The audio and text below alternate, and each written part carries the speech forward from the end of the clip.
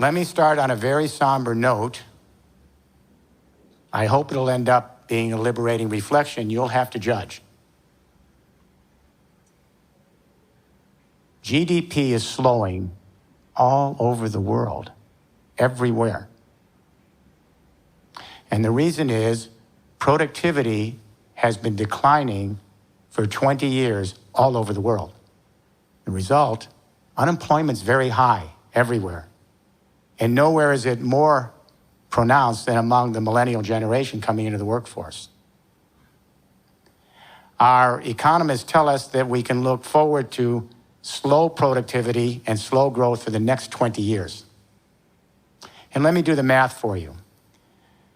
At the end of two industrial revolutions in the 19th and 20th century, here's the equation.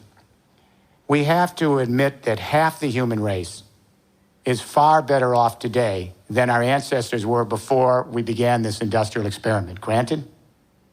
Also, we need to acknowledge that 40% of the human race are making $2 a day or less, and arguably they are worse off than their ancestors were before the industrial experiment. And the final equation, the industrial era, while it's benefited half the human race and been a detriment to the other half of the human race, the well-off, the very wealthy, have done quite well. Today, the 62 wealthiest human beings in the world, we could put them in this little section of the room. The 62 wealthiest human beings in the world today, their combined wealth equals the accumulated wealth of 1/2 the human population living on Earth. 3.5 billion people.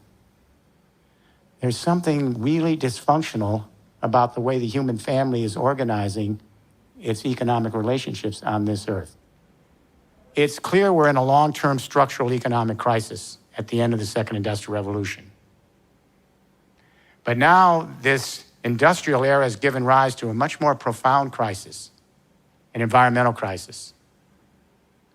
We have spewed massive amounts of CO2 and methane and nitrous oxide into the atmosphere of this planet to create this industrial way of life. And now we have so much CO2, methane, and nitrous oxide in the atmosphere that it's blocking the sun's heat from getting off the earth. We are in real-time climate change. This is no longer a theory. This is no longer looming on the horizon. This is no longer imminent. Climate change is now at the house, in the door. What's terrifying about climate change, and unfortunately it's never explained, because if it were explained, our human family would be justifiably terrified and motivated and driven to begin to transform this planet. Climate change changes the water cycles of the earth. That's what this is all about. It's never explained. We're the watery planet. Our satellite probes go to other planets, and what's the first thing we look for? Water. No water? Not interested. Recently, they discovered what they think is dirty water on Mars, and everybody is thrilled.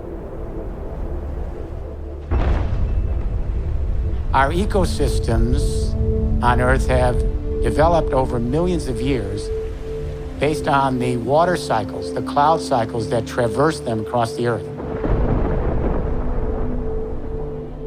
For every 1 degree that the temperature of the planet goes up because of industrial-induced CO2 emissions, for every 1 degree that the temperature goes up on this planet, the atmosphere is actually sucking up 7% more precipitation from the ground. The heat is forcing the precipitation into the clouds, so we're getting more concentrated precipitation, more violent water events, but they're more infrequent, throwing the entire water cycle of the Earth off kilter.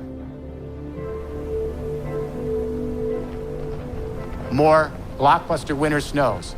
8 feet in Boston that last season? My gosh. More dramatic spring floods. That flood in the Carolinas, remember? They said this flood only will occur once every 1,000 years. It's the new normal. More prolonged summer droughts. My wife and I were in British Columbia, and we're coming into Vancouver, and the pilot says, we have some smoke coming in. And I turned to my wife and I said, he means smog. No, he meant smoke. Wildfires from British Columbia to California. Summer drought and wildfire. We have Category 3, 4, and 5 hurricanes now, so dramatic that they're destroying infrastructure and killing people all over the world. That hurricane that hit the Philippines, this was the most powerful hurricane ever recorded. This is the new normal. What I'm saying here is that climate change is dramatically changing the water cycles. They're on an exponential curve. This is absolutely frightening. It's terrifying.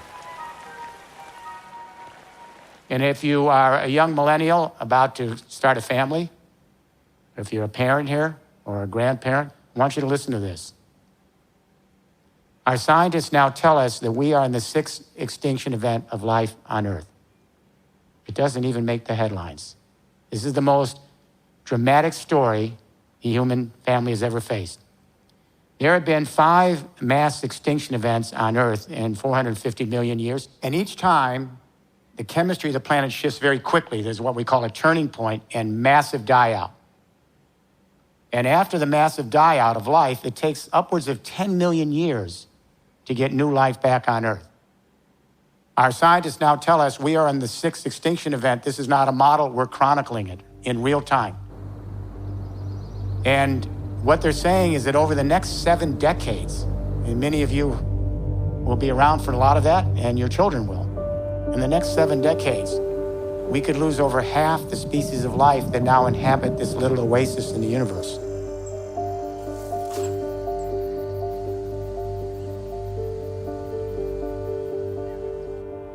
As my wife says, we just are not grasping the enormity of this moment. We might acknowledge climate change, but we're going on as business as usual with a little greenwashing. 99.5% of all the species that have ever been on this planet have come and gone. Those are not good odds. And what's interesting is human beings, we're the actual youngest species. We're the babies. Anatomically modern humans have only been here about 200,000 years. There's no guarantee we're going to make this. And the new studies that have just come out, they're even more terrifying because they're seeing the freshwater melts in the Arctic now, in Greenland, and now in Antarctica much quicker than we expected, changing the ocean currents.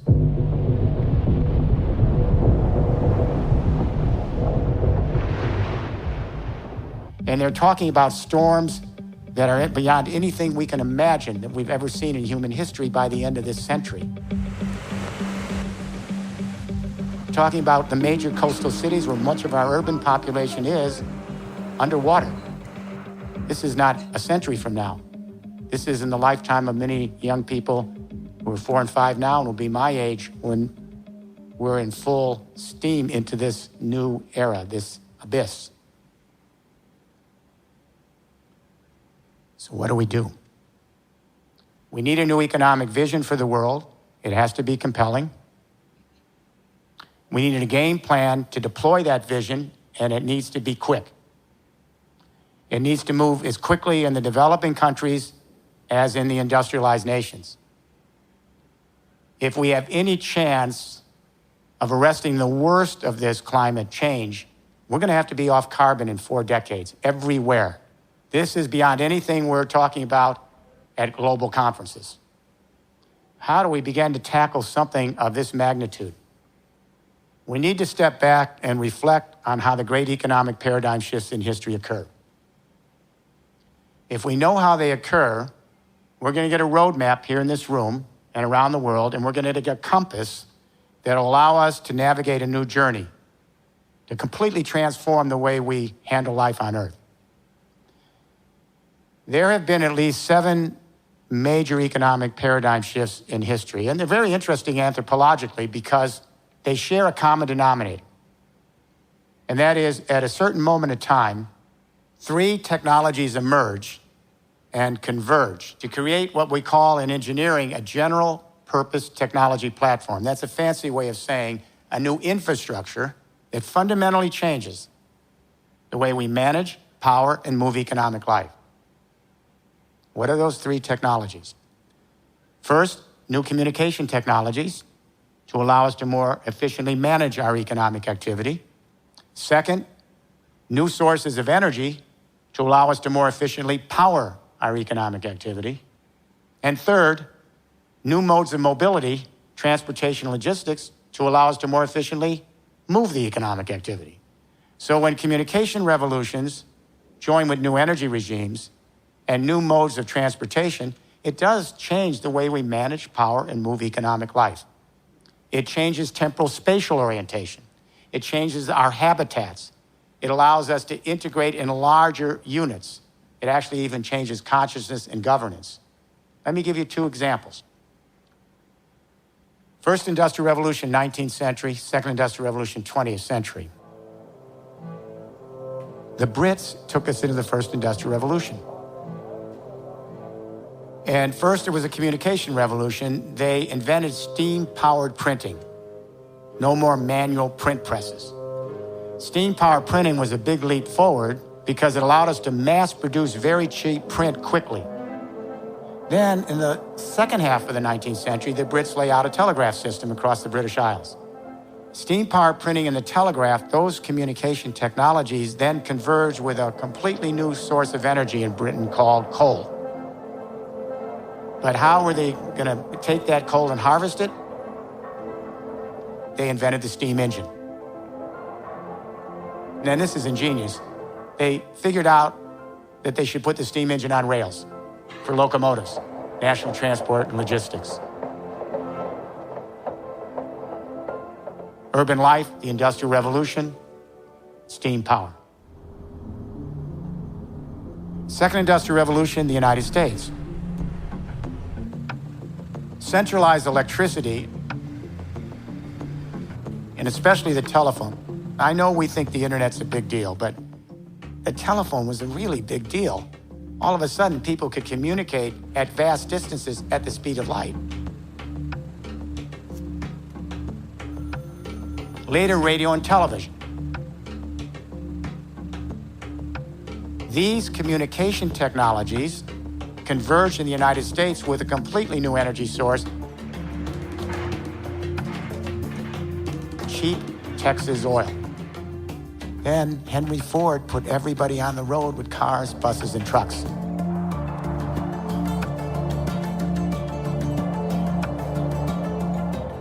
Second Industrial Revolution changed the way we manage, power, and move economic life. That Second Industrial Revolution took us through the 20th century. It took the whole world through the 20th century, and it peaked in July 2008. All right, welcome back to the show here. Oil to 147. We went. Remember that month? In that month, Brent crude oil hit a record price of $147 on world markets. And when it hit that record price, the whole global economy shut down, silence, completely gone. That was the economic earthquake. The collapse of the financial market 60 days later was the aftershock. Mayhem, carnage, a bloodbath. Call it what you want, but what we saw on global stock markets today was ill-disguised panic. Good evening. This was the day after what may someday be called Black Monday on Wall Street because it was perhaps the worst financial collapse since the Great Depression. Our policy leaders are still dealing with the aftershock, not the earthquake. Why was it the earthquake? Because the entire industrial revolution that we've gone through is all dependent on the carbon deposits of a previous period in history. You know, if we look back, let's say that we make it through this next period of history. I always wonder, what will future generations think of us maybe in 100,000 years from now? And they'll say, oh yes, we remember them.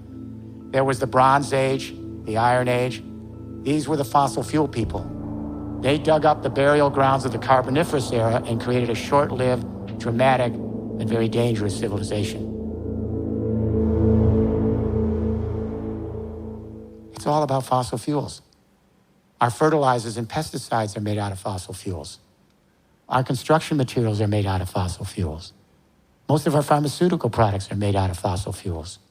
Our synthetic fiber, our power, our transport, our heat and light's all made out of, moved by fossil fuels. So when the price of oil goes over around 95 a barrel, all the other prices go up. When we get into the zone of around 115 a barrel, prices become so high that purchasing power slows. This is the sunset of a great industrial era. Now, you remember in 2009, oil went down to 50 a barrel because the economy had shut down. There was no activity. In 2010, we tried to regrow inventories, so oil prices started to go up. All the other prices started to go up. And in 2014, we hit a new peak of 114 or 15 a barrel. Purchasing power slowed down again. This is a convulsion of growth, shutdown, growth, shutdown. And the only reason oil went down in the last few years to 30 a barrel is now the fossil fuel industry is fighting among themselves in the sunset. OPEC said, we're going to keep the oil spigot open. We're going to flood the world with oil. And that's going to take the price down to 30 a barrel and wipe out our new competitors, the more exotic fossil fuels, shale gas in the U.S., tar sands in Canada. And guess what? They wiped them out. Only took a year and a half. Bankruptcies across the United States in the shale gas industry. And now tar sands in Canada, the pipeline's not happening. And do you hear anybody talking about energy independent right now? It's over. And as soon as the bankruptcies complete themselves, the oil prices are now starting to go back up. But now we have failed states. Where there's oil production, we have failed states. So this is a volatile, convulsive sunset over the next 40 to 50 years, an unstable world. Where do we head from here? Let me share an anecdote. When Angela Merkel became Chancellor of Germany, she asked me to come to Berlin in the first couple of weeks of her new government to help her address the question of how to grow the German economy on her watch. Now remember, in terms of per capita, Germany is the most robust capitalist market economy in the world. When I got to Berlin, the first question I asked the new chancellor, I said, Madam Chancellor, how are you going to grow the German economy when your businesses are plugged into a platform, an infrastructure of centralized telecommunication, fossil fuel nuclear power, internal combustion road, rail, water, and air transport, and that infrastructure peaked in its productivity in Germany years ago? Let me talk about productivity. This is crucial. Our economists are lamenting, they're asking, why has productivity been declining for 20 years? We have all these new killer products coming out of Silicon Valley. Why is productivity declining? I'm going to share with you a dirty little secret in economics that economists don't like to talk about. We used to believe that there are two factors that drive productivity in standard economic theory: better machines and better performing workers. But when Robert Solow won the Nobel Prize for economic growth theory in the mid-1980s, he actually let the little secret out. He said, we've got a problem here. When we trace every single year of the Industrial Revolution, these two factors, better machines, better workers, it only accounts for about 14% of the productivity. So Robert Solow asked the big question, where's the other 86% of productivity come from? Don't know. Moses Abramowitz, the former head of the American Economic Association, said, quote, this is a measure of our ignorance. Now, wouldn't you think economists would know where productivity comes from because that's the basis of the discipline? Here's why they don't know. When classical economic theory was penned in the late 1700s, the vogue was Newton's physics. Newton was the big guy in town. Everybody wanted to use Newton's metaphor so they could be more scientific because he had discovered the laws that run the universe, supposedly. The economists also fell in line. For example, you know Newton's law, for every action there's an equal and opposite reaction? Adam Smith borrowed that metaphor for his invisible hand of supply and demand. For every action on the supply side, there's an equal and opposite reaction on the demand side. Newton's law, a body in motion stays in motion unless disrupted. Baptists say borrowed that metaphor, the French economist. And he suggested that, well, supply will stimulate demand, which will generate supply, which will stimulate demand unless disrupted. All of our economic theory, if you go back and take a look at it, it's all based on Newton's metaphors in physics. There's only one problem with this. Newton's physics has absolutely nothing to do with economics. Nothing. Nothing. Economics is governed by the same laws that govern the universe, the solar system, the biosphere on Earth, in every single thing you and I do in our economic life while we're here on this planet. Here are the two laws that govern everything in the universe, including our economy. The first law of energy says all the energy in the universe is constant since the Big Bang. No new energy has been created, no energy has been destroyed since the Big Bang. That's the conservation law. The second law of energy says that's true, that the energy isn't created or destroyed, but it always changes form, but only in one direction. From concentrated, the Big Bang, to dispersed through the galaxies. From hot to cooled off through the galaxies. From order to disorder, from available to unavailable. Entropy is a measure of the energy that's still there, but not available to do useful work. There are three systems that we can talk about in thermodynamics. An open system that exchanges matter and energy with the outside world. A closed system which exchanges energy with the outside world but doesn't exchange matter. And an isolated system which doesn't exchange matter or energy with the outside world.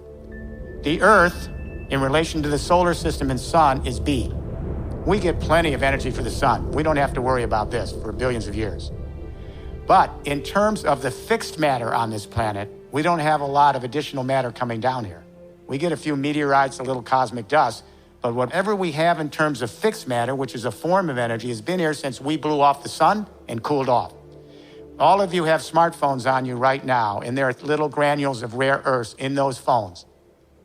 They've been here since the Earth has been here. That's a form of energy. It's a material form. So, here's what economics is all about. We extract low entropy, available energy in nature, a rare earth, a metallic ore, a fossil fuel. We extract it, and then through our value chains, we store it, we ship it, we produce goods and services from it, we consume it, we recycle it back to nature. Those are value chains. At every step of conversion, when we take nature's resources and move it through society, at every step of conversion, we have to embed energy into that good or service to get it to the next stage of what it becomes. But we lose some energy in the process of that conversion. This is called aggregate efficiency in economics. Aggregate efficiency is the ratio of the potential work versus the actual useful work you actually embed in the good or service. Let me give you an example. Nature has the same economic conditions that we have in our human economy. If a lion chases down an antelope in the wild and kills it, about 10 to 20% of the total energy that's in that antelope gets embedded into the lion. The rest is heat loss in the conversion. That's the aggregate efficiency. What does this have to do with my conversation with the Chancellor of Germany? She's a physicist, you know, by background. So here's what I said to her. We started the second industrial revolution in 1905 in the United States with 3% aggregate efficiency. Every conversion of nature's resources through the value chains, we lost about 97%. It didn't get into the product or service. By 1990, the U.S. got up to about 14% aggregate efficiency. That was our ceiling. Nothing's changed since then. And I reported to the Chancellor that Germany got up to about 18.5% aggregate efficiency. That was their ceiling. Nothing's changed. Anybody want to guess which country led the world in aggregate efficiency? Japan. 20% aggregate efficiency, 1990s, reached its ceiling. What I'm saying to the Chancellor is this. You can have market reforms, labor reforms, monetary reforms. You can create incentives for killer new products. You can try to create 1 million Steve Jobs. It won't make a damn bit of difference. If your businesses are still plugged in to a second industrial revolution infrastructure, you can't get above the ceiling of 20% aggregate efficiency anywhere in the world. Why is this important? A new generation of economists who happen to study physics have gone back and looked at the industrial record, and they added a third factor to productivity. Better machines, better workers, aggregate efficiency. The ratio of yes, it's so obvious, the ratio of potential to useful work. When they put in that third factor, it accounts for much of the rest of productivity. Henry Ford could have told you this. In fact, every engineer could have told you this. Every architect could have told you this. Every biologist could have told you this. Every chemist could have told you this. They all have to start their training in school by learning these two laws of energy that govern the universe. I teach in the oldest business school in the world. I taught the advanced management program at the Wharton School for 15 years. Not a single business school in the world today, right now, requires that you learn about the first and second laws of thermodynamics that govern economic activity. How shameful is this? So in that first day with the chancellor, we discussed the third industrial revolution, a new convergence of communication, energy, and transportation to manage, power, and move Germany. At the end of the day, in a private session, the chancellor said, Mr. Rifkin, we will have this third industrial revolution here in Germany. The communication internet is now matured. It's been 25 years since the World Wide Web. We have digitalized communication. Now this communication internet is converging with a nascent, digitalized, renewable energy internet. And now both those internets are converging with a fledgling, automated, GPS, and very soon driverless road, rail, water, and air transport internet to create three internets: communication internet, renewable energy internet, automated transportation logistic internet, one super internet to manage, power, and move economic life. These three internets ride on top of a platform called the Internet of Things. We're embedding sensors in all of our devices, as you know, so they can monitor real-time activity and then talk to other machines and talk to us. So we have sensors now in the agricultural fields, and they're actually monitoring the growth of crops, the soil salinity, the moisture in the crops, et cetera, and they're sending that data. We have sensors now in the factories that are monitoring our economic data. We have sensors in smart homes, monitoring how the energy is used in our buildings. We have sensors in smart vehicles, warehouses, smart roads, all of them collecting data. But where does that big data go? It goes to communication, energy, and transport internets to manage, power, and move economic life. As this new system comes in, it's going to be ubiquitous by 2030, connecting everything with everyone. We are essentially creating an external prothesis, a distributed nervous system, that's going to allow everyone on this planet at very low cost to begin directly engaging each other on a global Internet of Things and bypassing a lot of the vertical integrated organization and middlemen that kept us away from each other. We can have direct engagement now. This is the revolution. This evens the playing field. There's been a long discussion among the millennials. You started this Occupy movement saying, what about the 1%, the 99%? Now we have a new platform. The Internet of Things platform is of a different nature than the platforms in the first and second industrial revolution. The new platform is really radical because this third industrial revolution platform is designed to be distributed, not centralized. It works best when it's collaborative and open and transparent rather than closed and proprietary. And the benefits come when more and more people join the network and each of us contributes our talents, which benefits the network and then benefits us. It's designed to be laterally scaled, not vertically integrated. And this is what moves us from the 1% and the 99% to a vast, vast expansion of social entrepreneurialism in global networks. That's the upside. On the other hand, how do we deal with network neutrality? How do we ensure that everyone has equal access to this new Internet of Things platform, this third industrial revolution? How do we make sure governments don't purloin this platform for political purposes, already beginning? How do we make sure that giant monopoly companies, some of them on the internet, don't use that data for their own commercial purposes at our expense? How do we ensure privacy when everyone's connected? How do we ensure data security when everyone's connected? How do we prevent cybercrime and cyber terrorism that could disrupt the system and take it down when everyone's connected? This is the dark net. And what I'm saying to you today is that the dark net is as impressive as the opportunity of the bright net.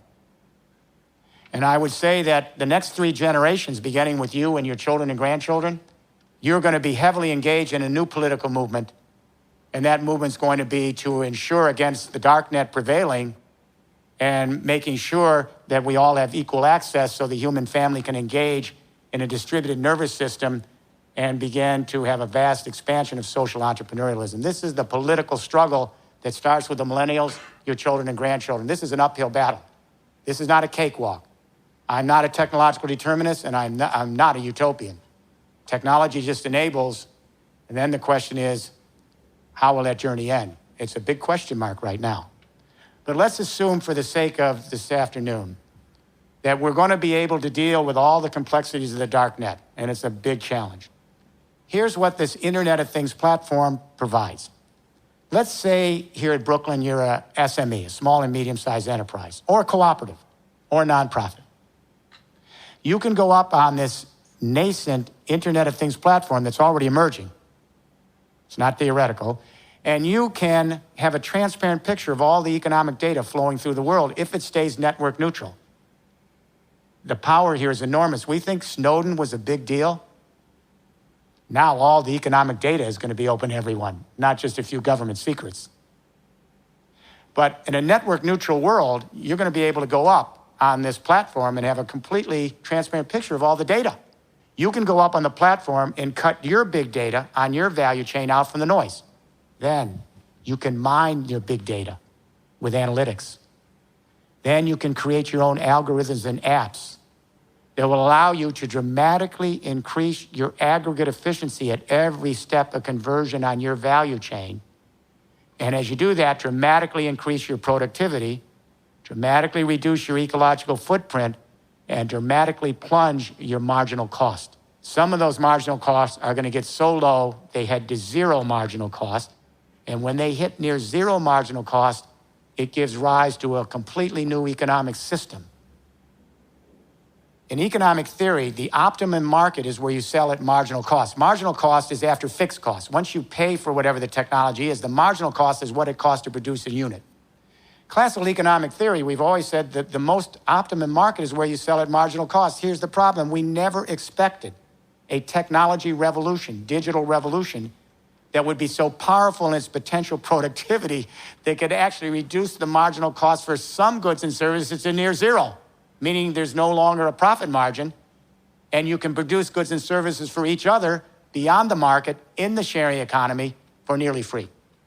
This sharing economy didn't come out of the blue. Capitalism gave birth to this sharing economy. Let me be clear. As muddy as the sharing economy is, it's the first new economic system to enter onto the world stage since capitalism and socialism in the 19th century. It's a remarkable historical event. This is already happening. Zero marginal cost phenomenon is not theoretical. It's been how many years since Napster, the file sharing service? About 17 years?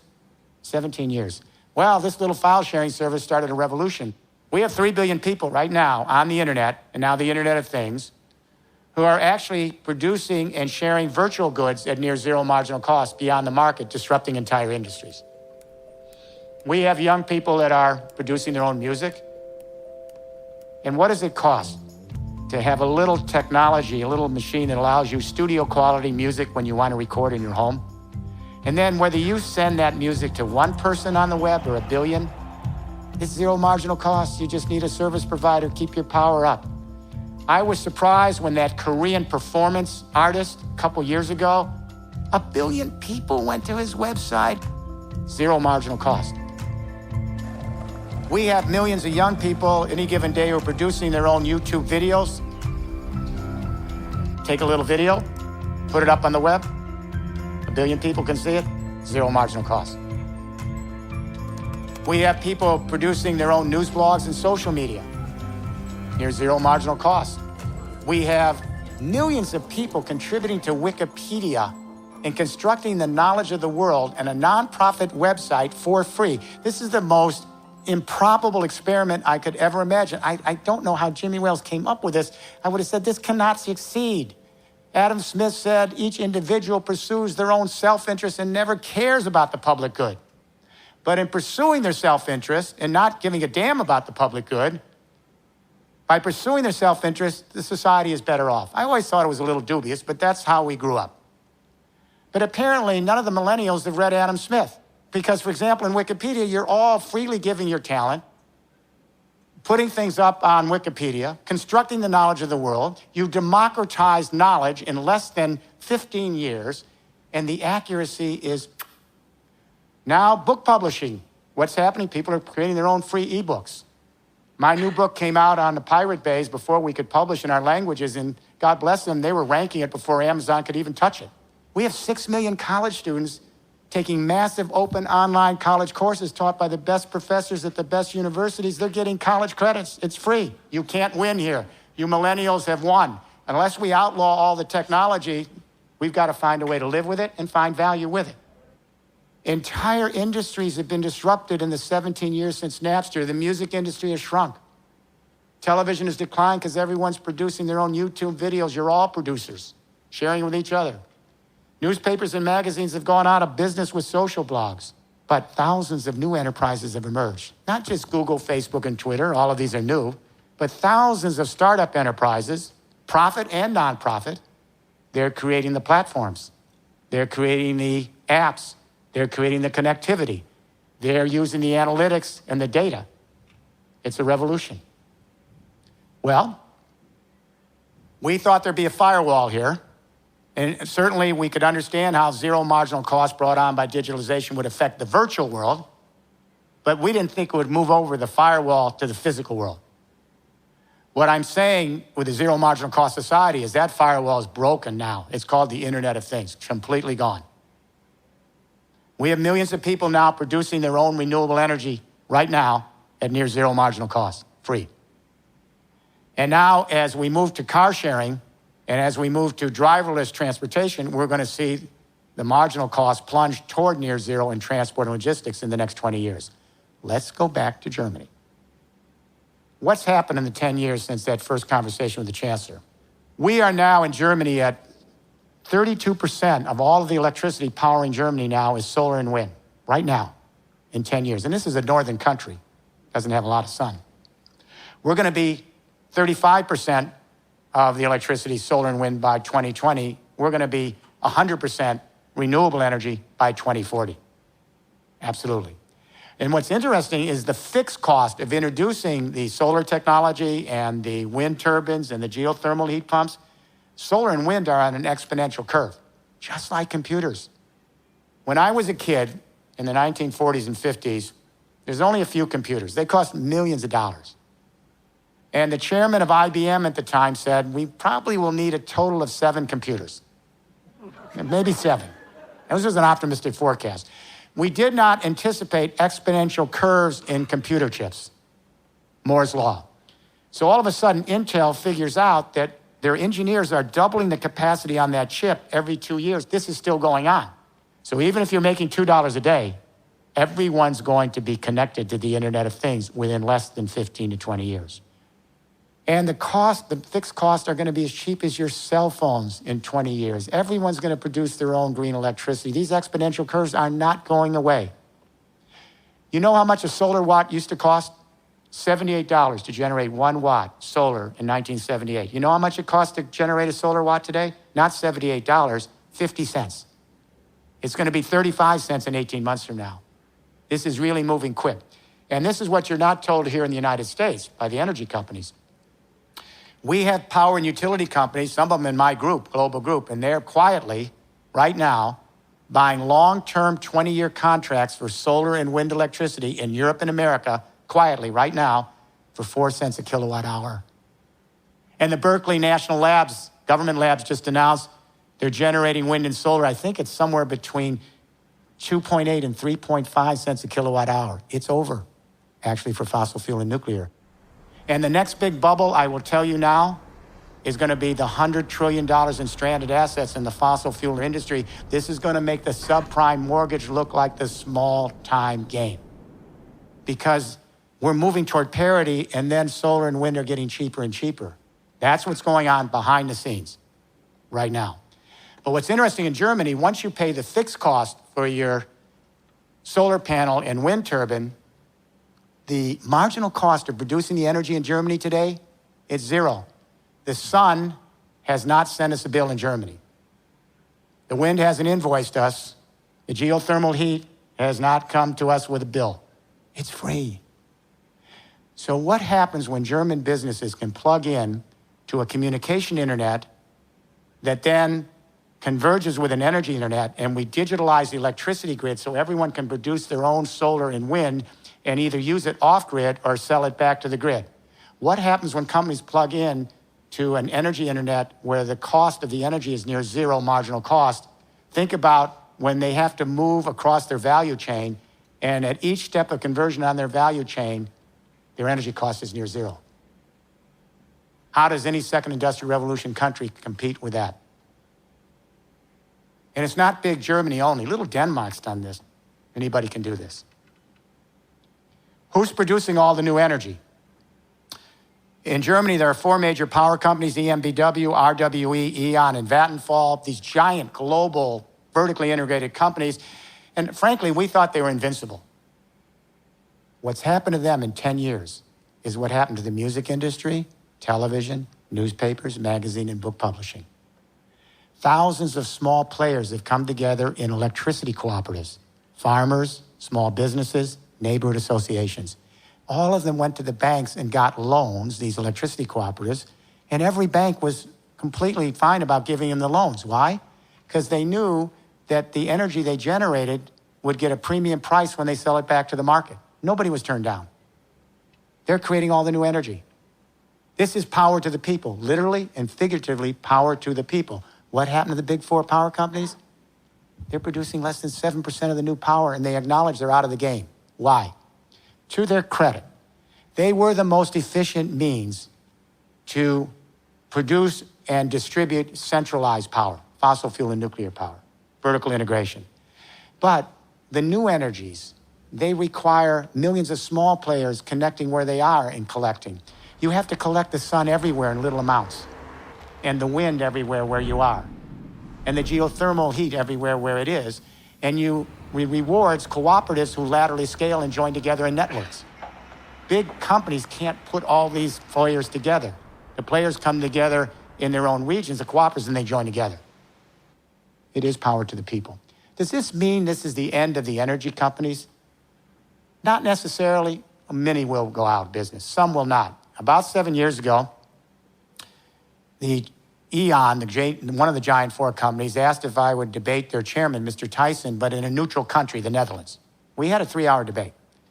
And I said to him, look, you're not leaving the second industrial revolution tomorrow morning, but you also have to be in the third industrial revolution tomorrow morning because you have a 25, 30-year transition to get from the second to the third and find new value.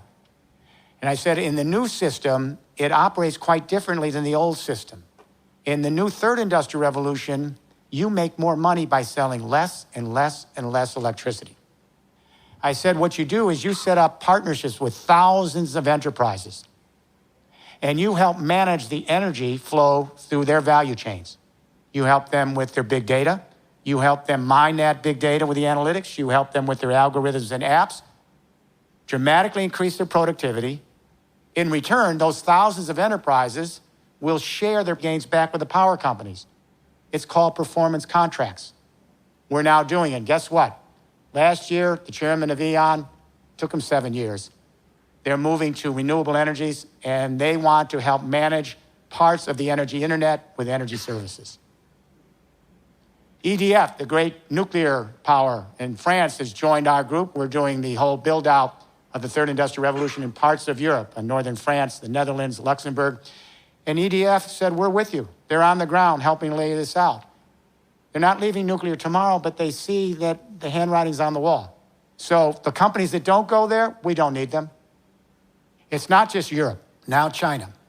When President Xi came into power with Premier Li announced that and I was pleased, he announced he had read my book, The Third Industrial Revolution. He put out a public announcement. I'd never met him. I'd never even been to China. And he instructed the central government of China to begin looking at these themes that I'm laying out to you to move China to a third industrial revolution. They're mindful in China. They lost the whole first industrial revolution. They missed almost all the second industrial revolution and came in the tail in the last 10 years. And they said, we're not going to lose the third industrial revolution. We want to collaborate with the third industrial revolution. And they said, quote, be among the leaders. To show you how fast they move, I've been shuttling back and forth, but after the first visit, it was about 11 weeks later, the chairman of the state grid, which is the largest electricity grid in the world, announced an $82 billion four-year commitment to digitalize the Chinese grid so that millions of Chinese people could produce their own solar and wind in their local communities and share it back on an energy internet. That started this year. Yeah. Watch Europe, watch China.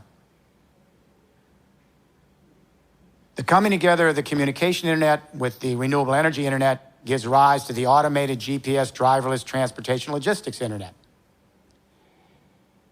We built the whole global economy in the second industrial revolution around car ownership. That's what this was all about. You've thrown us a curve. You really have. Apparently, you don't want to own cars anymore. This is grandma and grandpa. They got two cars sitting in the driveway, cleaning and waxing them every few weeks, and they're never used. Or they're at the office 90% of the day, never used. You don't want to own cars. You want access to mobility and car-sharing networks, not ownership of cars in markets, correct? So there's a problem here. The problem is, for every car shared in car sharing in the sharing economy, we're eliminating 15 cars. This is both the problem and the opportunity. Larry Burns was the former vice president of General Motors until a few years ago. Now he's a professor at the University of Michigan. So Larry just did a study, very revealing. He studied Ann Arbor, Michigan. We can eliminate 80% of the vehicles with better mobility, cheaper. Now let's extrapolate Larry's study. We've got 1 billion cars, buses, and trucks choking us in traffic around the world. They're the third major cause of global warming emissions. The number one cause of global warming emissions is buildings. But in Europe, we're now retrofitting those buildings, transforming into micro power plants and big data centers off carbon. Anybody know what the number two cause of climate change, global warming emissions are by industrial activity? Number one's buildings. We always talk about it. Number three is transport. What's number two? Consumption of meat. Meat. We have 1.3 billion cows. They take up about 23% of the land mass of the earth. I love cows, but the methane they produce is a major contributor to global warming, much more powerful than CO2. And then when we pasture those animals, we have the fertilizers that emit nitrous oxide, and it goes on and on. And I should say that, without mentioning names, even some of the prophetic voices in the climate change debate will never mention this because they do not want to antagonize people and even suggest that we may want to change our diet and move down the food chain so that we can live healthy, respect our fellow creatures, and at the same time, mitigate climate change. So you never hear this in the debate. Never. Number three is transport. So if Larry's right, Larry Burns, we're going to eliminate probably 80% of the vehicles in the world in the next 2 generations because the millennials, your children and grandchildren, are never going to own cars again. This I know. And the remaining 200 million vehicles, they're going to be electric. They're going to be fuel cell driven. They're going to be operated by near zero marginal cost renewable energy. This is already happening. They're going to be 3D printed with composite recycled materials at low marginal cost. They're going to be driverless. This is already happening. This gets to the question of, is this the end of the road for transportation companies? Not necessarily, but they have to change their business model. While they're still in the second industrial revolution selling cars, buses, and trucks, they have to move to the third industrial revolution where they help manage vast networks along with all the other players. This is a very cool thing that happened about 6 weeks ago. Daimler asked me to join them. Daimler invented the internal combustion engine, so I'm always mindful they're a step ahead. And the chairman of Daimler Trucks brought together 350 journalists from around the world in Germany, asked me to come in. I laid out the same story we're talking about here. And then the chairman of Daimler Trucks, who's one of the 8 board of directors, he announced that Daimler's in a new business, and that is logistics on the transportation internet. And he announced that Daimler had equipped in the last 3 years 300,000 trucks full of sensors, 300,000 vehicles, and they're on the roads now. These are what I call big data, mobile big data centers. And these trucks are collecting data all across the transport corridors of Europe on traffic flows, weather conditions, availability of warehouses, all of the data you would need if you're a small business, a large business, or just a homeowner to be able to increase your aggregate efficiencies and productivity, reduce your ecological footprint, and anytime you're involved in moving shipments from A to B. Then, this is what's really interesting. He dimmed the lights and they went to a helicopter feed live on the German expressway. And the helicopter zooms in on these 3 trucks on the German expressway, and then they went right into the cab of the trucks, and the drivers are waving and talking to everybody in the room.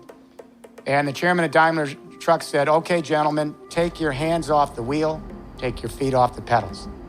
All of a sudden, the drivers became software analysts. No longer drivers, they were software analysts monitoring the data. The trucks then started to platoon together, automated, into a mobile data, almost a train going down the highways, collecting data. So they're providing the data and then the analytics so that you will have apps so that you can find ways to increase your aggregate efficiency and be a player in the system. Smart. So how do we finance this? How do we pay for this? We are laying out a plan in Europe called Digital Europe, Smart Europe. And working with the European Commission, we're building this out over the next 10 years. But the big question is, how do we pay for this infrastructure region after region across all of Europe to connect us in a digital world where we can begin to enjoy the new opportunities? So the question came up in Brussels, and I said, we've got all the money we need. The problem's not the money, it's what we're doing with the money. I'll give you an example. In America, it's the same situation. In Europe, we spent $741 billion equivalent US dollars on infrastructure in 2012, 1 year alone. That's just a bad recession year, typical. The problem is what we spent it on. We spent the money on an old second industrial revolution platform. Remember what I said to Chancellor Merkel? And we peaked in the productivity 20 years ago at 20% ceiling, and we can't get anything more out of it. We're stalled, which stalls the economy, stalls the smart startups, stalls the entrepreneurial expansion. So I said, if we simply reprioritize our investments, spend some of it patching up the old infrastructure, we don't want it to collapse, but reprioritize so part of those funds each year go to each region so that they can begin to build out and scale up a third industrial revolution infrastructure with an Internet of Things platform, we will be there in 30 years. This year, we reprioritized our funding at the EU, and beginning in January of next year, regions across the EU will secure EU funding, leverage against private equity, and each region will customize and build out, like Wi-Fi, their plan, and then connect up region to region to region. We call it Digital Europe. We have a similar plan called China Internet Plus across the regions of China. Where's the US here? The coming together of this revolution will involve every industry: telecom, cable, ICT, consumer electronics, transport, logistics, construction and real estate, all the retrofitting. All the industries are involved. And it means work. What I'm suggesting here is that we have one last surge of massive employment involving semi-skilled, unskilled, professional, and conceptual labor. We have to build out this smart infrastructure. Robots aren't going to do this. We have to take the entire energy complex of the United States. Think of all the infrastructure and all the technology, all those stranded assets. We have to convert all of that infrastructure from fossil fuel nuclear to distributed renewable energy. We have to retrofit every building in the United States. That's what we're going to do in Europe. Because you can't install the renewable technologies until the buildings are efficient. That means huge jobs for energy service companies and for the construction and real estate industry. Robots won't put in the insulation and the new windows and the doors. And then we have to install all the renewable energy technology. Human beings have to install that technology and all the smart technology that monitors the equipment and puts in the digital advanced meters. We have to take the entire electricity grid of the United States, which is dumb, servo-mechanical, embarrassing. It's 60 years old. It barely functions. And we have to transform the entire electricity grid to smart digital so that we can manage these three internets. This is going to require professional talent and unskilled and skilled labor for 2 generations. We have to take the entire transportation grid of the United States and turn it from dumb to smart road, rail, water, and air. Who's going to install the thousands of charging stations in all the buildings? Fuel cell outlets, the smart sensors? This requires human beings. This means 2 generations of work, and guess what? It's financed by the payback of the energy savings. You don't have to have huge government involvement here. You simply have to have the enablement so energy service companies can be set up, and we transform every building in the United States to a node. These nodes then connect, and they are the big data centers. They are the micro power plants. They are the transport hubs with electric charging stations. The nodes connect like Wi-Fi, and all those nodes, those buildings, homes, offices, factories, that's your Internet of Things. That's a huge job for the construction industry, and you pay back by the energy savings. You can't default on the loans. But the technology doesn't do it alone. We have to change consciousness. I'm only guardedly hopeful. I'm not naive. I'm guardedly hopeful. I think that what I've said is really a tough challenge. But I'm guardedly hopeful because human beings are the most social creature on this planet. When we get the story right, we move quickly. I'm always amazed when I fly and I see electricity grids across continents and highways and urban centers, and I think, my God, that was all done in 50, 60 years? It's amazing. When we get the story, we move quick. We're a very social creature. The coming together of these 3 internets, communication, energy, and transport internets on top of an Internet of Things platform, it changes the way we think about life. Let me give you the best example. We've got millennial parents now that are sharing toys on these millennial websites where you go up and you pay a subscription fee one time and you're in the system, then you can get a toy, any kind of toy you want, and by age category, and give it to your child. This is creating the real revolution. The parent traditionally brings home a toy, and they say to the daughter, this is not Christmas. Santa Claus didn't get you this toy. We bought this toy at a store, and we're giving this toy to you. This is your property. This is not your brother's toy, and this is not your sister's toy. This is your toy. You need to take responsibility for it and take care of it. What did Mom and Dad just say to me? The first thing I caught is this isn't my brother and sister's toy. That's pretty relevant. Now, status, power, negotiability. I'll never let my siblings ever use this unless they pay the price. They're learning possession of property in markets. There's nothing wrong with that. But now on these toy sharing websites, parents are bringing home these toys, and pretty soon they're going to come in a driverless drone at near zero marginal cost. Now the parent's giving this toy and saying, another little child played with this toy, and she had a lot of fun with it, and she really took good care of it because she knew one day you'd want to play with the toy. And we hope you take good care of it because one day another child will want to play with the toy. What the child is learning now is this toy is not a possession. It's not status. It's not power. It's not negotiable. It's simply access to an experience for a moment of time, then another child gets to use it. They're learning how to be part of a circular economy where we distribute things in the sharing economy over and over and over. Nothing goes to the landfill. I like a system where you have both opportunities. There's nothing wrong with being property. There's nothing wrong with having possessions and some status. But it's also nice to have another option where part of our life is being able to access an experience in time and then share it with someone else. I don't think capitalism is going to disappear, but I think it's going to find value by creating a relationship so that it finds value with the child that gave birth to the sharing economy. And right here in this room, you are already in 2 economic systems day to day, right here in Brooklyn. Part of the day, you're in the market, you're sellers, you're buyers, you're owners, you're workers. You're producing goods and services for each other for a profit in the marketplace, and you have property. But part of the day, you're in the sharing economy. You're sharing virtual goods, entertainment, news, social blogs, Wikipedia, and now energy and car sharing. And while it has capitalist parts to it, it's also a sharing economy where you can reduce the cost. And by 2050, we will have 2 mature systems. Part of the day, capitalist market with a profit margin, producing and selling to each other. Part of the day in the sharing economy, beyond the market, freely producing goods and services for each other. That's already started. That is not going to go away. Your generation is moving from ownership to access, from markets to networks, from consumerism to sustainability. From market capital to social capital. Does this all sound familiar? It's a revolution. None of this is being taught in the schools, by the way. That's why this is really a revolution. And there are three things that I've noticed that give me some guarded hope. There's a basic change going on with you people in this room that's strange to older people. There's a change in the way you define freedom, the way you define power, and the way you define community. And these changes really suggest the real revolution.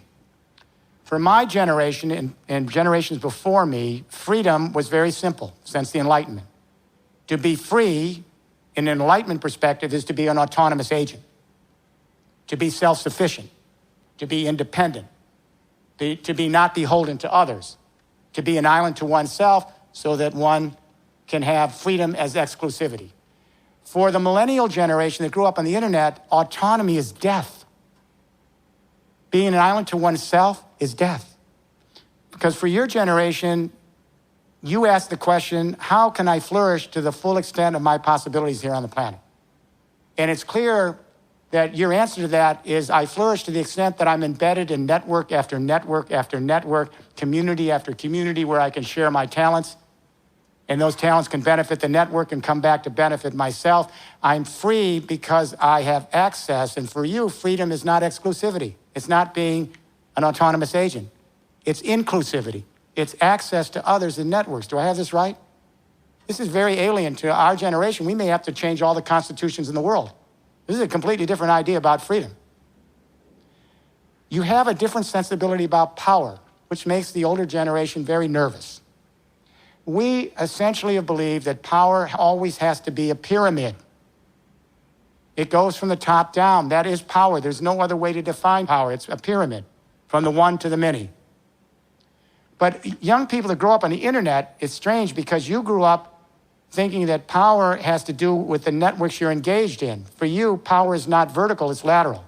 For you, power is being enmeshed in network after network where you benefit each other. Open source. This is so strange to our older generation. We do not have this notion of power. It makes no sense to us, actually, but it makes total sense to you. And finally, I think most importantly, we're seeing a change in the way a younger generation perceives identity to community. I grew up in a post-Westphalian world, the nation state. We were very clear on community. That is, each individual is born to be an autonomous agent, and we're each sovereign. We are each a sovereign to ourselves. And each of us, as a sovereign to ourselves, we compete with other sovereign individuals in the marketplace for scarce resources in a zero-sum game. Our nations represent us because they are sovereigns. And they represent all the millions of individual citizens who are sovereigns against other nations. And each nation then competes with every other nation for scarce resources in the marketplace or the battlefield in a zero-sum game. That's the post-Westphalia nation-state world. Here's my question. Does anyone here believe that we're going to be able to address climate change and bring the human family together and take our responsibility for our fellow creatures and the earth we live in with that worldview? Anybody? What we're beginning to see with millennials, and I don't want to overstretch this, but I'm beginning to sense a shift from geopolitics to biosphere consciousness. Just beginning to see it. Hope it doesn't go away. I don't think it will. The biosphere is that 19 kilometers from the stratosphere to the ocean, where all life and all the chemicals on the planet interact to maintain the ecosystems, the biology of the earth. We're getting 14-year-olds coming home with biosphere consciousness, and so they're becoming the biosphere police. We got young people coming home and saying to their father, why are you using so much water here while you're shaving? Can't we turn it off once in a while? We're wasting the water. They're saying to their parents, why is the little red light on the TV? We haven't been in that room for 3 weeks, wasting electricity. They're saying to their parents, why are there 2 cars in the driveway? Why can't we at least car share one? They're saying to their parents. This is the one I'm particularly fond of. And it brings a smile to me.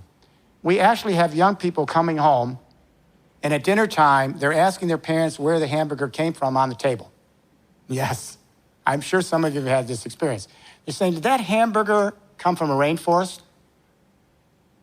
Did they have to destroy the trees for 4 little inches of topsoil, which only gives you 3 years of grazing, so that that cow could become my hamburger? And when those trees are destroyed for the topsoil to graze the cow for the hamburger, the kids are smart enough to understand, the high school kids, that those trees harbor rare species of plant and animal life that only live in those canopies. They go extinct. And then they connect the dots. If the trees disappear for the soil to graze the cow for the hamburger, those trees are not there to absorb CO2 from industrial emissions. And that means the temperature of the planet goes up. So then a mother cannot feed her children if she's on the farm because she's getting spring floods, summer droughts, and wildfires because of the hamburger. These kids are learning ecological footprint, junior high school, and they're coming home. They're beginning to understand that everything each of us does all day long, and even when we're sleeping, intimately affects some other human being, some other creature, and the planet we live in. This is so alien to the way your previous generations grew up. You're beginning to connect the dots and say we live in an indivisible biosphere community. There's no escape. This isn't just academic. Our well-being depends on the well-being of the whole system and all the creatures in it. We have young people who are beginning to extend their empathic concern to the rest of the human family because you're all Skyping on global classrooms. Heck, 1 billion of you are on Facebook. That's the largest fictional family in history. And what's promising to me is that part of this generation is also beginning to empathize with our fellow creatures. Not just the polar bears and the penguins on the poles, but all of our fellow creatures. And I got to tell you, my wife and I are into animal rights and animal protection. Our fellow creatures have a right to be here. We do not have a right to end existence for them. This is their planet, as well as our planet. So I think we're beginning to see a shift in the notion of freedom, how we perceive power, our sense of community. We're heading to a biosphere frame. This is all good. Let me be clear on why I've been doing this work. I'm terrified about climate change. I began working on energy issues, it was in 1973, and wrote a book, Entropy on Climate Change, in 1980. I thought we had more time. I did not anticipate the feedback loops. We couldn't even see them until they came, and then each feedback loop creates 10 more on an exponential curve. We just didn't see it. We thought linear. Now we're really scared. I'm going to tell you, we are really, really scared. Because now we're in a runaway exponential curve on the water cycles. We didn't see it. The fortunate thing is we now have a new infrastructure paradigm, a third industrial revolution, that can allow us to move off carbon quickly in 3 decades. We have the technology that allows us to do this because zero marginal cost is the ultimate metric for reducing ecological footprint. If people equipped with little technology are constantly finding new analytics and apps to increase their aggregate efficiency at whatever value chain they're in, it means we're using less of the earth and getting more out of it. In other words, more of the energy or materials gets into the product, less is lost. Then if what we do produce is shared, share the cars, share the homes, share the toys, we're distributing in a circular economy over and over. Nothing needs to go to the landfill. Every resource is always there for us. If we move to the energy internet, there's no reason why everyone on this planet shouldn't be producing their own green electricity right where they are at very low cost in 25 years from now in this exponential curve and sharing across continental energy internets. And if we go to a car-sharing, driverless transport grid, we can eliminate 80% of those vehicles that have taken a big hunk of the earth to put online.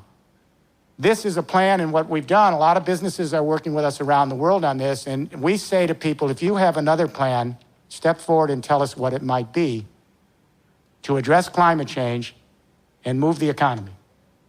And I always get silence. Because the only other plan is to stay where we are, and that's taking us to an economic crisis and an environmental abyss. But here's what I'd like to do. I'm going to turn it over to you. Let's think about your sensibilities and find out if we can come to some common ground on how we can begin to move this from this little room out to all the larger communities and networks we're in. Is that a deal? Who wants to start? Hello, my name is Lina, and my question will be related to technological unemployment. Yeah. What is your take on that? We are moving to an automated world. There's no doubt about it. However, as I said during the talk, We've got 2 generations of massive employment. That's clear to lay out this infrastructure. That's going to require millions and millions of jobs. We know this on the ground as we're laying this out in Europe right now. It's a huge amount of jobs. Robots can't do it. AI can't do it. This is infrastructure shift. However, as this smart digital economy and society moves in, it can be run by very small supervisory workforces with analytics, big data, algorithms, and apps. That's why we call it smart world, smart society, smart economy. Then what do we do once we have the smart society in and it's automated, running by analytics? We're not going to pay people just to do nothing. We already know where the employment's going. And that is, as we continue to automate the market economy, employment's shifting to the nonprofit social economy and the sharing economy. We already know that. The nonprofit sector is the fastest growing employment sector right now in the world. It's about 9.5, 10% of the American employment, paid employment's in nonprofit. Why is it heading there? Because in the social economy, the nonprofit economy, and large sections of the sharing economy, social capital is as important as market capital. And in this realm, the nonprofit realm, the social economy, the sharing economy, it requires human beings, engage with other human beings. Machines are only supplemental. We will never have a robot raising a child and interacting with them in a child care center to develop their brain. It's never going to happen. They may bring the lunch to the kid, the robot, but it's going to require human beings working with those children. And whether it's in parts of healthcare, in the knowledge industries, in cultural areas, humans with humans. The only other question is, how does this sector survive financially? Johns Hopkins University does a study of nonprofits in 40 countries every few years, and guess what they found? Over half the income for nonprofits, which are one of the biggest employers now, comes from fees for services. If you're doing health research, you set up a health clinic. You get fees for services, and then you can continue to do your nonprofit research. If we get any of this transition right, we automate the market, we move to social capital, where we can use our minds much more expansively so we can learn to live as a human family and steward each other, steward our fellow creatures, steward the earth. That's a much more noble mission. I believe that in order to create a better tomorrow, we also need to look at rehabilitating our psychology. Yeah, I'm in agreement with you. And I have to say, our academic disciplines, I'm going to step on more toes. The academic disciplines in our school systems are so moribund. It's dysfunctional. We have an internet generation that lives one way of life in terms of their mind outside the classroom and another inside the classroom. In the classroom, for example, when we think about education, the first thing we realize is the classroom looks a little bit like a factory, these big, giant institutions. And the kid comes in there in first grade, a little boy or girl, and they immediately realize there's a central authority, the teacher. They have to be silent. If they share knowledge with each other, it's called cheating, and they're expelled. And they learn that their mission is to be efficient, but only in the sense of being able to have the skills they need to follow orders and tend the machinery of the Industrial Revolution. Yet, an internet generation out of school, you're all sharing knowledge. The whole point of the internet is to share your talents and skills, open source, no intellectual property, and begin to crowdsource the knowledge of the world together. That is so different than what you're getting in school. So let me say one thing about this. You know what we're doing in northern industrial France? All 7 universities have come together in 200 high schools, and the universities are led by Catholic University of Lille. Here's what they've done. All faculty now teach interdisciplinary so that you learn various perspectives, and there's more than one way to look at things, and you have to share a common language. No silos. Secondly, all the students now are put into modules in teams, and they work with their teams, and the students have to teach each other. The teacher becomes a facilitator and a guide, but the students have to teach each other, and if they share knowledge, it's good, it's not cheating. Then they learn that knowledge is not power and something one possesses at the expense of the other. Knowledge is the shared experience you have as a social being. And the learning now is clinical. What's the good of learning if theory isn't brought together with practice? So their learning is clinical. They've taken service learning, which you all did here, and they've elevated to pedagogy. So whatever you're learning, you have to apply it with your fellow citizens in the neighborhoods where these universities are. How do you like that? Catholic University of Lille. That's the revolution. I believe in the Darwinian theory of humanity being more Darwinian than utopian. What would you do about basically corruption and fraud? Let me be very clear. I am an anti-utopian. If you read my books, I don't believe in utopias. I don't like utopias. I think utopias are dangerous. Our human spirit, the empathic spirit, is designed to show compassion to our frailties, our precarious existence. An empathic world is never a utopian world. Utopias are worlds that are perfect. There's no mortality, there's no pain, there's no suffering, and every moment is perfect. There's no such world. I look through history and I see that the most civilized societies are the ones that can move empathy to larger range. And there's a history of that, of empathy. So I like an empathic world where we understand each other's frailties. We show compassion with each other's desires to flourish. We reach out to each other, and we do this every day. And when someone that we know is in joy or pain or suffering, we do this with our fellow creatures that are in trouble.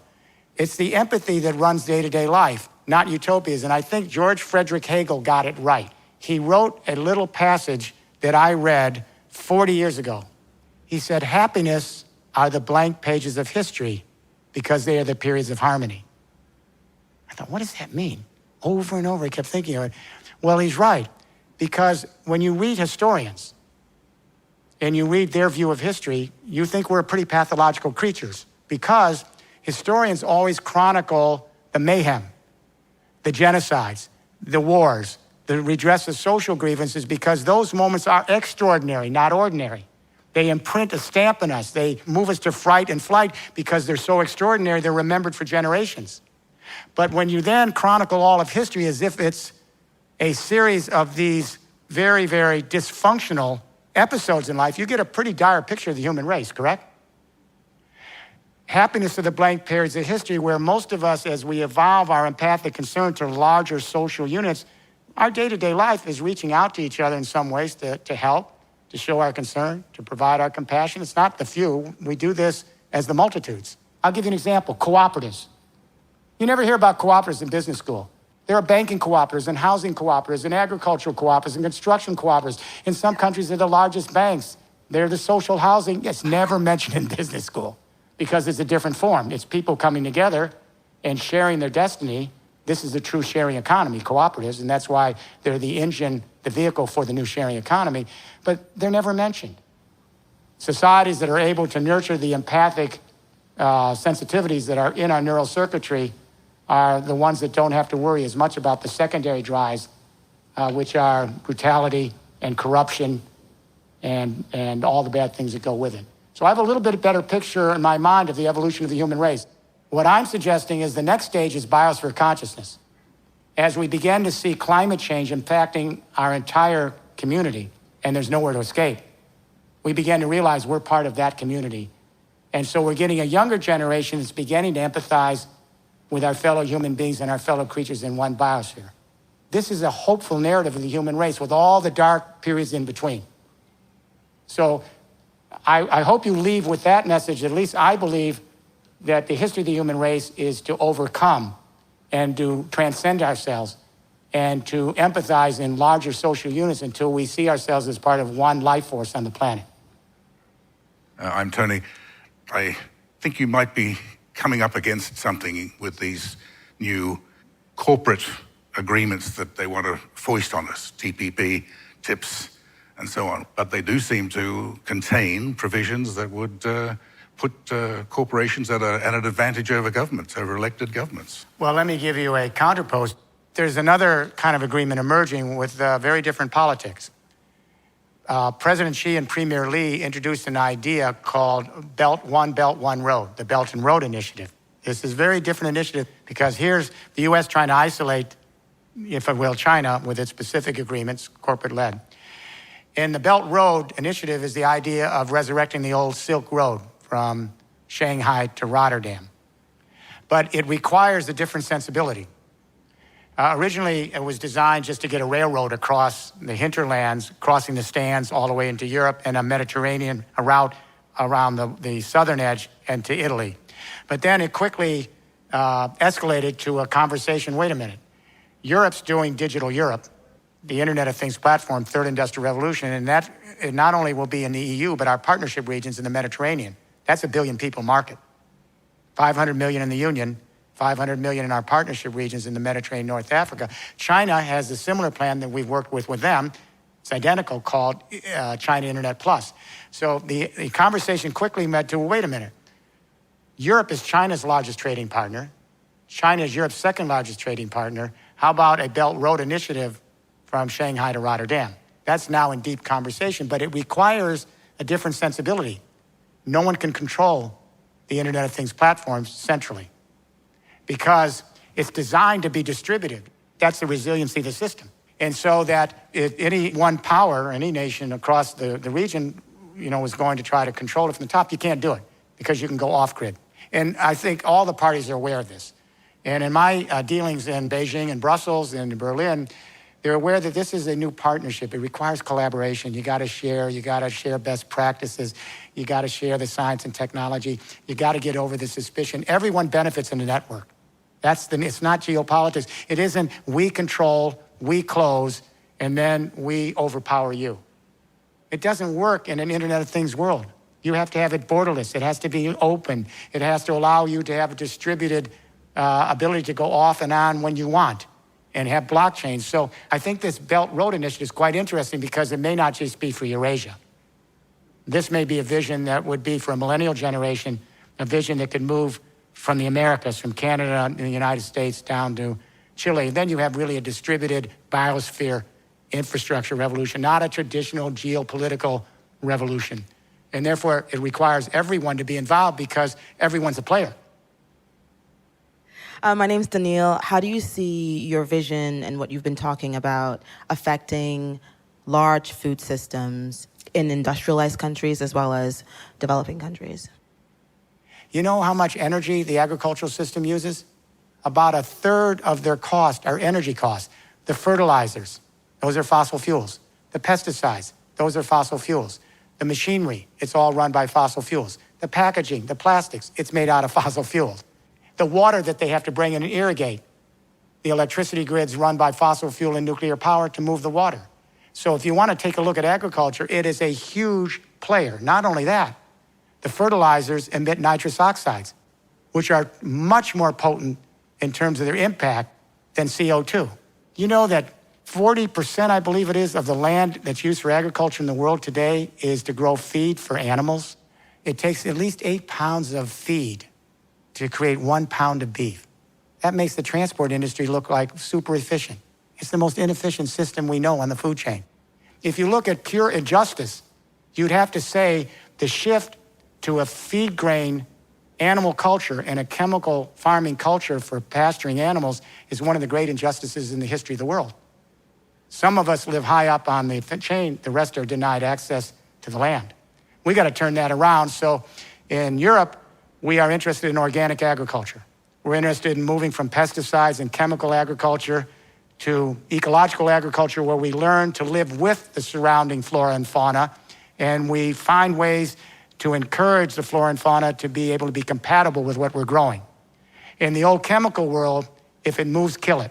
Everything surrounding your crop should be killed. So we live in a chemical wasteland across the agricultural fields with runoff poisoning our water. It's how shameful. So we want to move to organic agriculture. We had mechanical agriculture in the first industrial revolution. It started in the late first industrial revolution. We had chemical agriculture in the second industrial revolution. We need to have smart, organic, ecological agriculture in the third industrial revolution. And we have to bring back regional and local agriculture that supports local communities.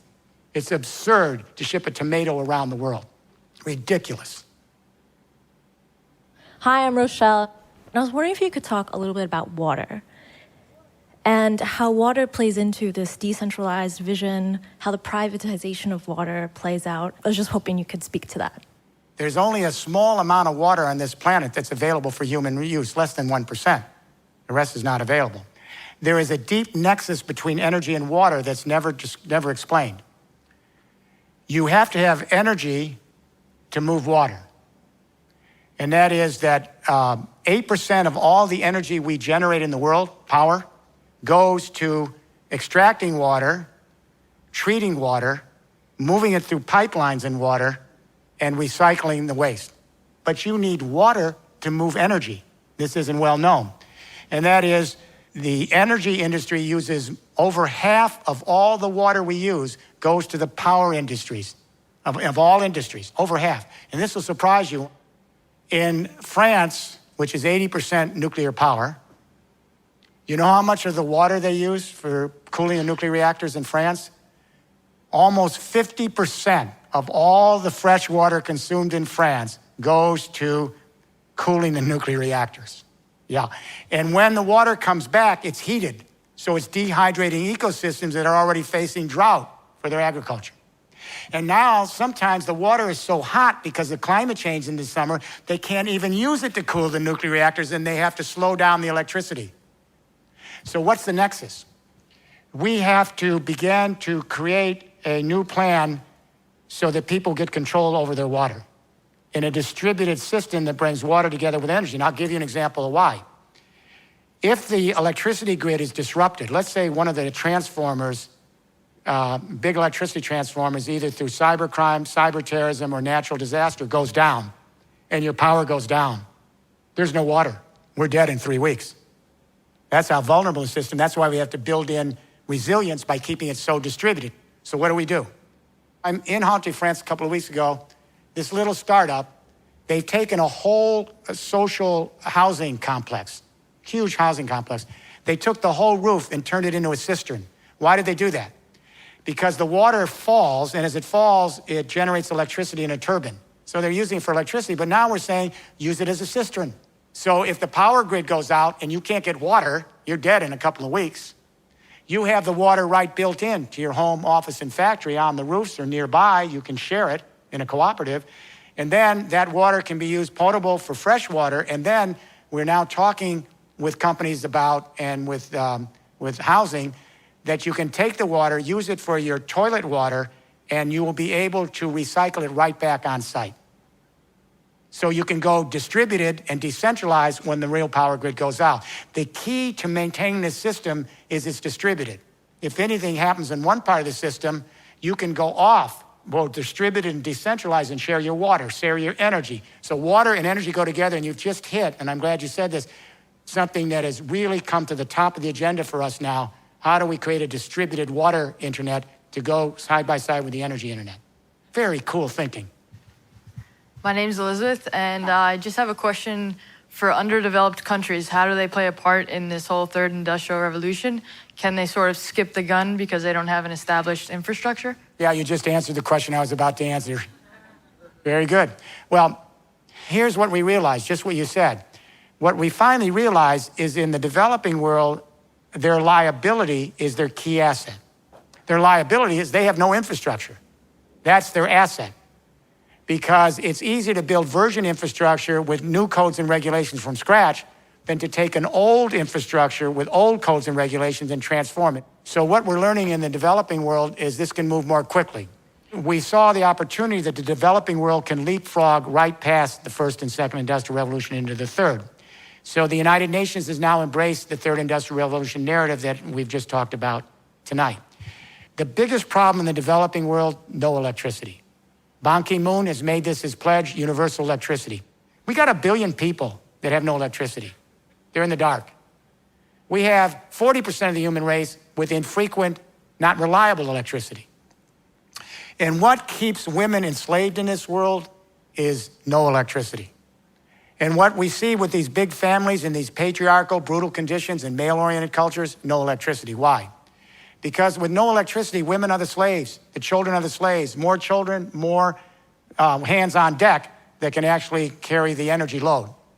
We forget the relationship between electricity and freeing women in the West. Women were the slaves at the hearth until electricity came in. Electricity freed women from that slavery, if you will, to go to school beyond the first 5 grades. And then electricity created new skills that didn't require upper body strength, but up here. Electricity revolution created all sorts of new skills. And when that happened, as women became more educated and more independent and had the new skills of the second industrial revolution, fewer babies. You can give out millions of condoms. It'll make no difference. until you bring electricity into the developing world, free the women, have them get educated, and have them be recognized as half the human race. And what's interesting is the women are setting up these microgrids, a lot of it. So you see in rural Africa, they go into a village, it's happening in India too, and small startups, they come in, they lease a solar panel on each roof. They give you a lease. And then they give you a cell phone. This is happening all across rural India and now sub-Saharan Africa. But instead of a big centralized grid, then you go village to village to village and you create microgrids that are laterally scaled. This is going to take off very, very quickly. It already is. This is the smart social entrepreneurs of the next generation. This is why I'm really pleased to see this happen. It brings confidence that we can do better. I'm Ray, and I've been thinking during your whole talk about how do we overcome monopoly? We have to worry about a new kind of monopoly. Now, I'm going to be honest with you. I love Google. It is the magic box. I'm now so lazy that anything that comes up, especially at my age, I ask the magic box. It is a great research engine. However, when everybody needs Google, and it's the only research engine, and it's our window to the research we need, it starts to look like a global monopoly, and it starts to look like a public utility. What did we do with successful businesses that had a product line that was so important that everybody needed it and was a public good? What did we do in the second industrial revolution with the telephone industry? We, in America, in other parts of the world, we government took over a lot of it. But in America, we kept them in the private sphere, like AT&T, but we regulated them as utilities. And we did this across the electricity utilities, many of the power utilities. We regulated them.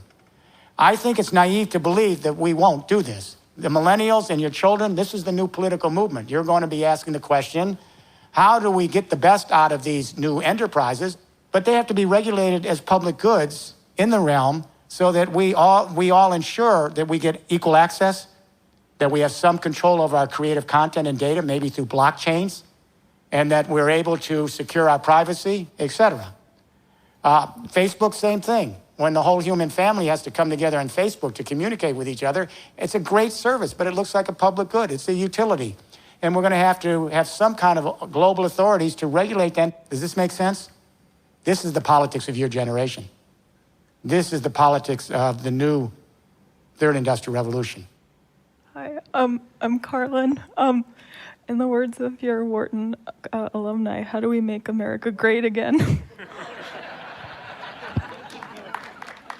Let me say something to take this from another corner. President Obama wanted a green economy. He spent billions and billions of dollars of our tax money for a green economy, and we don't have a green economy. Why did this happen? Because the mentality here in this country is all we need to do is use tax money to incentivize, because we want 1 million Steve Jobs. So what happened with President Obama is he would incentivize, give some money to a solar factory here, a battery factory over there, incentivize. But you can't start with that. You have to start with incentivizing the infrastructure itself, which requires everybody coming together. Now, he made a very famous statement during his second presidential campaign, which got to the heart of it. You may recall that he was speaking to small businesses, and he made an offhanded comment saying, "You didn't build that." Remember this comment? It went viral. "You didn't build that." And they went nuts. He was referring to infrastructure, and he was trying to say the infrastructure comes first, then you can create your new businesses with it. The problem is they went viral because the small business said, "No, we create America. It's the entrepreneurial spirit." We've actually so dummied down our country that we actually have no idea how businesses feed off the infrastructure that come from public-private partnerships, government, industry, and civil society. Who do they think created the public school systems so that we could train the workforces? Private businesses didn't do that. Who laid out the interstate highways with tax money? You think private businesses will lay out an interstate highway system with no lights from coast to coast? Who underwrote all the pipelines that had to bring in the electricity, the gas and the telephone industry, on and on and on? In fact, let's look at Steve Jobs. The fact is that most of the research that went into his smartphone was government-funded research. He marketed the product. But we've so dummied down that half the country or more doesn't want the government to do anything. They don't even want the government. This is the failure of the United States. We do not have a social market economy. Europe does. Other parts of the world do.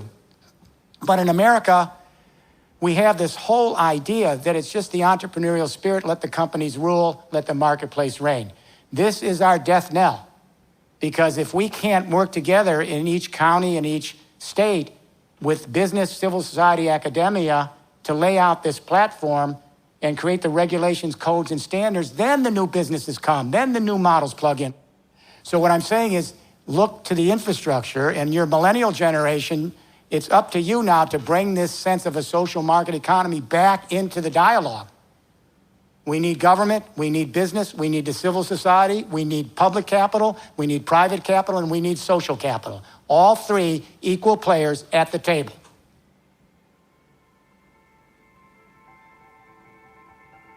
So here's what I would say in closing.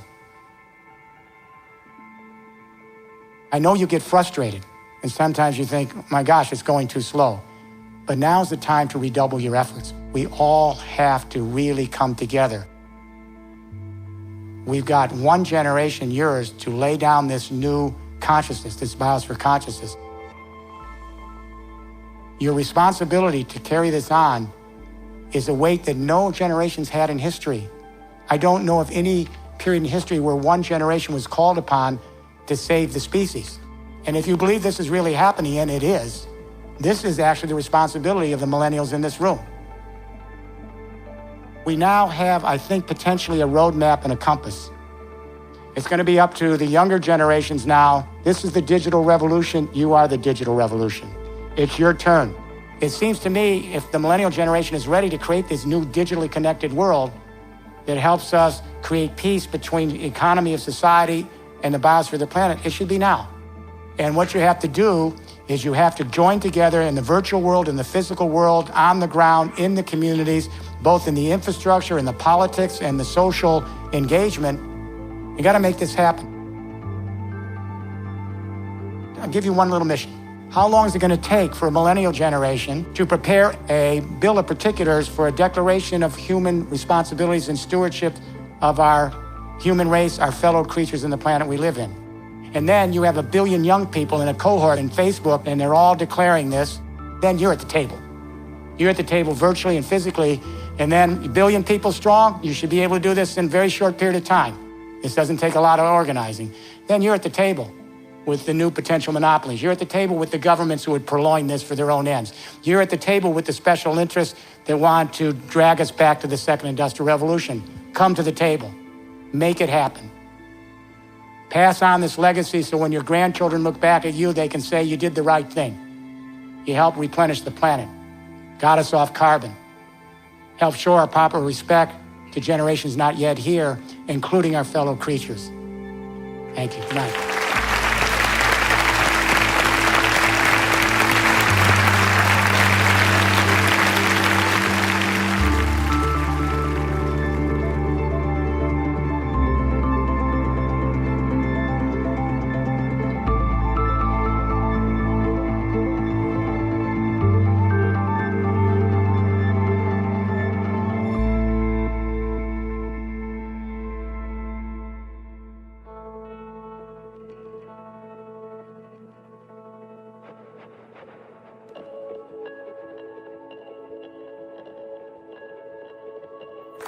Hi. Right now? Yeah. Hi, I'm Kelsey. Hi. I study design and technology, and what I wanted to say was that, You're Parsons?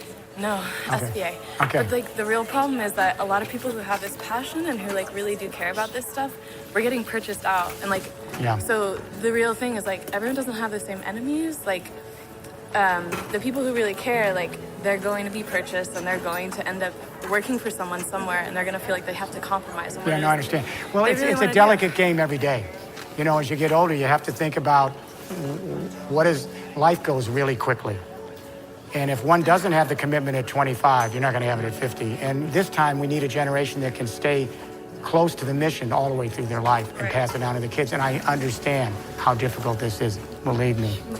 Hi, thanks for coming. Thanks so much for it. It's very enlightening. My pleasure. Do you have any recommendations on how to get more involved at a local level? Brooklyn's ideal. Brooklyn should be the place. Absolutely. This is where a lot of the startups are. I 100% agree with you. I interviewed like 30 people for the documentary I'm working on, including Robert Reich, and they all are optimistic long term. I'm only guardedly hopeful that demographics is on our side. It's called the millennials. Millennial generation is more sustainable, more ecologically oriented, but I think it's an uphill battle. As Thomas Paine said, every generation must recreate the world anew. The digital generation, you're there, do it. You don't need to look back at those who are our history. Look to the future of what you want for your children. Hi, how are you? Good, I just want to shake your hand. Oh, thanks. Thanks for coming. The zero marginal cost is possible if the data centers are for free. Yeah. So we need... Well, you know, it's Wikipedia. They do nonprofit. They get contributions. Yeah. It's tough, but they make it because enough people believe in it. Or you look at BlaBlaCar or Etsy. They've done it with a little bit commissions. Look at Patagonia. They've become a benefit company.